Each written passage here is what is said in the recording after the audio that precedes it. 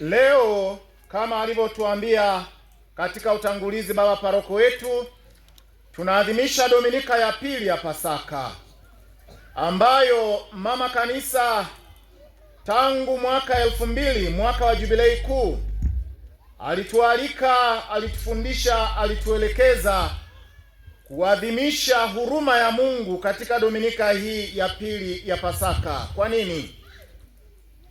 Baba Mtakatifu ambaye ni Mtakatifu Yohane Paulo wa pili, ambaye ni rafiki ya paroko wenu, huyo Baba Mtakatifu anatutafakarisha kwamba yote yaliyotendwa na Mungu katika fumbo la ukombozi ni kwa sababu ya huruma yake kuu. Ni kwa sababu anatupenda, kwa huruma yake kuu anatuelekea. Mungu asingetuelekea kwa huruma, asingemtoa mwanaye wa pekee ateswe, afe na afufuke tena kwa ajili yetu sisi. Hivyo fumbo zima la ukombozi linalojengwa katika nafsi ya Kristo Yesu ni kwa sababu ya huruma ya Mungu. Hivyo baada ya Pasaka, Dominika hiyo ya pili, na akiyafuata maelekezo ambayo Kristo mwenyewe aliyatoa kwa mtawa yule Sisa Faustina Kowalska, kwamba huruma yake iadhimishwe, huruma ya Mungu iadhimishwe baada ya adhimisho la Pasaka, Baba Mtakatifu Yohane Paulo wa pili kuanzia mwaka 2000 akatualika wanakanisa sote kuadhimisha hiyo huruma ya Mungu, kuitafakari huruma ya Mungu, lakini zaidi kuiishi huruma ya Mungu. Neno hilo kuiishi huruma ya Mungu ndilo ninalolileta kwenu katika tafakari ya leo. Ndugu zangu, Kristo Bwana katika mafundisho yake alitualika na atualika sisi kuwa na huruma kama Baba yetu wa mbinguni.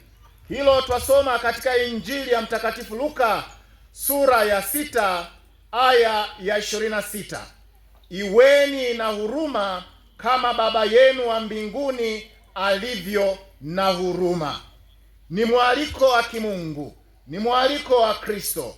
Hivyo tunavyoadhimisha Dominika ya huruma ya Mungu, tunataka kwanza tujidhamishe katika kufahamu huruma hiyo ya Mungu, na tena kufahamu wajibu wetu wa kuishi huruma ya Mungu, na kutafakari pia umuhimu wa huruma katika maisha yetu ya kila siku. Kwa huruma hiyo hiyo Kristo anatuelekea kwa namna mbalimbali. Kristo anatuelekea kwa neno lake, Kristo anatuelekea kwa sakramenti zake, Kristo anatuelekea kwa namna ya utendaji ndani ya kanisa ambao unaongozwa na uwepo na kazi ya Roho Mtakatifu. Yote hivyo vinaonesha huruma ya Mungu, Kristo anayetuelekea. Sasa katika somo letu la Injili ambao tumesoma ni Injili ya Yohane sura ya 21, tunapata simulizi la tokeo la Yesu kwa wanafunzi wake baada ya ufufuko. Baada ya ufufuko Yesu alitokea kwa wanafunzi wake kwa namna mbalimbali.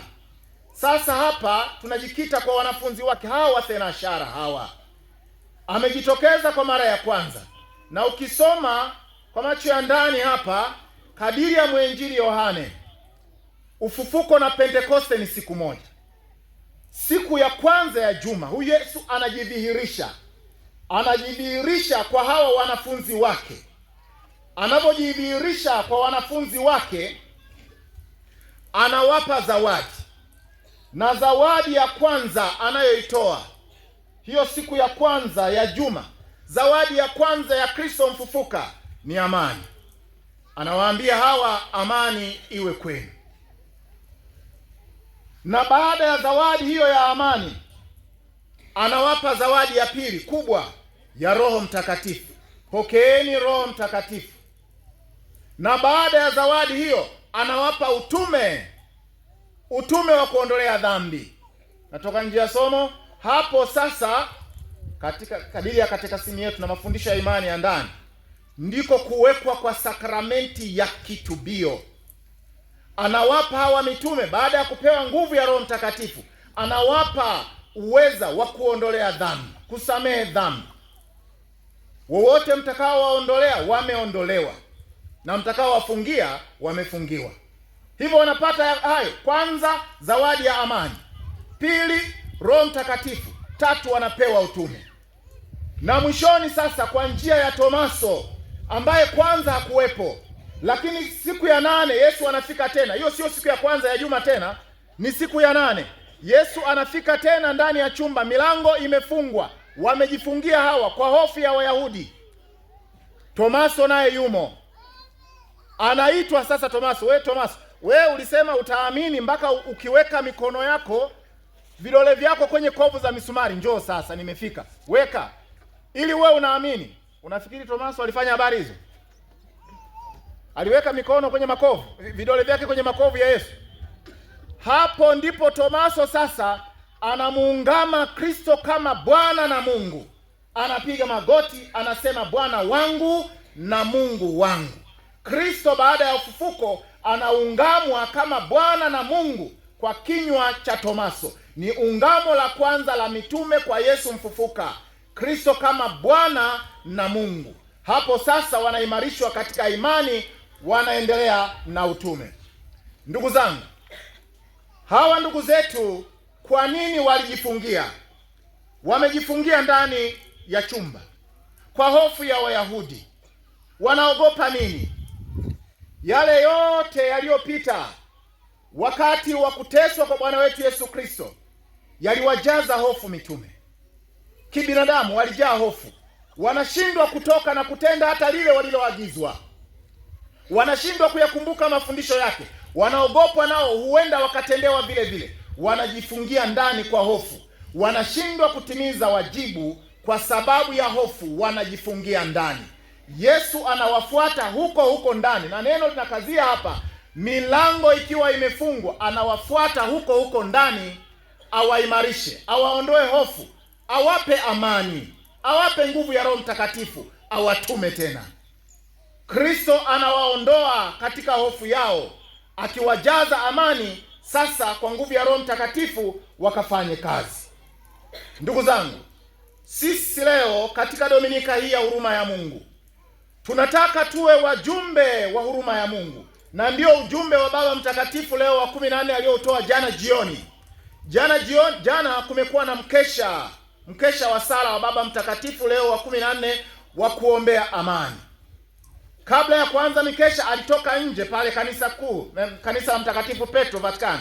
Ametoka nje kuwabariki mahujaji waliokuwepo pale nje. Katika ule ujumbe wake mfupi amelialika kanisa, kila mwanakanisa, kila mwanadamu mwenye uelewa, mwenye mapenzi mema, tuwe wajumbe wa amani. Na anakazia sio amani tu ya mdomoni, amani inayowaunganisha watu, amani inayowaunganisha watu.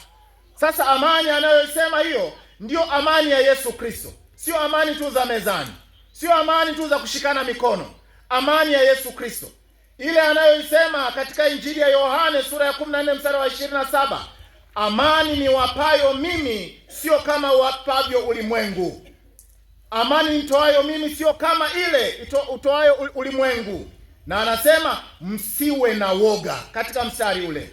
Sasa amani hiyo ya Kristo ndio ile inayotujenga, ile inayotuunganisha, ile inayotuimarisha, inayotufanya tutoke tuwafikie wengine, tutoke tutekeleze utume wetu. Ndiyo amani ya Kristo.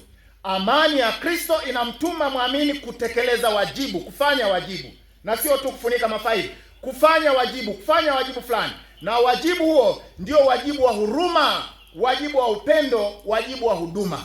Kwa njia ya huruma inayojengwa katika amani, tunatoka katika yale yanayotutia hofu, yale yanayotufanya tujifungie. Tunawafuata, tunawaendea ndugu zetu walio wahitaji, ndugu zetu ambao Mungu anaweka mbele yetu ili tuyaguse maisha yao. Ndiyo fumbo la huruma ya Mungu inayojengwa katika amani.